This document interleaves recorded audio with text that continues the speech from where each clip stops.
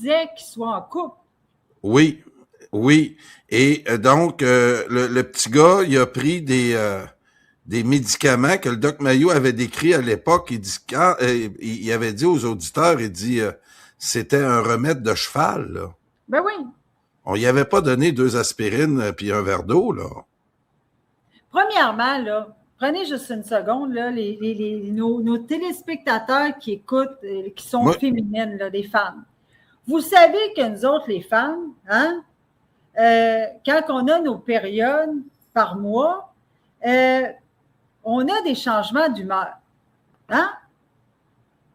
Bien, imaginez que les hommes qu'on transgenre en femmes, on leur donne un tas, mais un tas et un tas et un tas et un tas, 100 fois plus que nous autres, on a chaque mois, d'hormones féminines, d'estrogènes et compagnie. Imaginez ce que ça fait sur l'humeur de ces hommes-là. C'est vrai, tu me fais penser à ça. Mais il n'y a pas. Moi, je ne comprends pas que les gens qui n'allument pas. Tu t'allumes à voir avec ça. Là. Tu me fais réfléchir à ça. Là. Quand on a nos périodes par mois, moi, ça n'a jamais tellement joué sur mon humeur. Je suis quand même chanceuse. Là. Je ne suis pas la personne qui.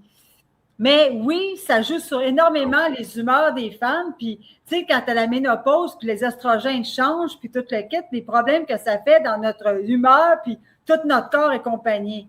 On bourre les hommes de 100 fois plus de doses d'estrogène que nous autres, puis pas une fois dans le mois, là, tous les jours. Puis vous pensez que ça ne fait pas des dégâts sur l'humeur de ces hommes-là? Mais, c'est vrai, ça. Là, ça les rend fous. Écoute, tu n'es pas une grande spécialiste des hormones, mais... Tabarouette, ça ne prend pas la tête à Papineau. C'est ça, là, j'ai pas besoin d'un docteur en hormones. Mais ça ne prend pas un docteur, là.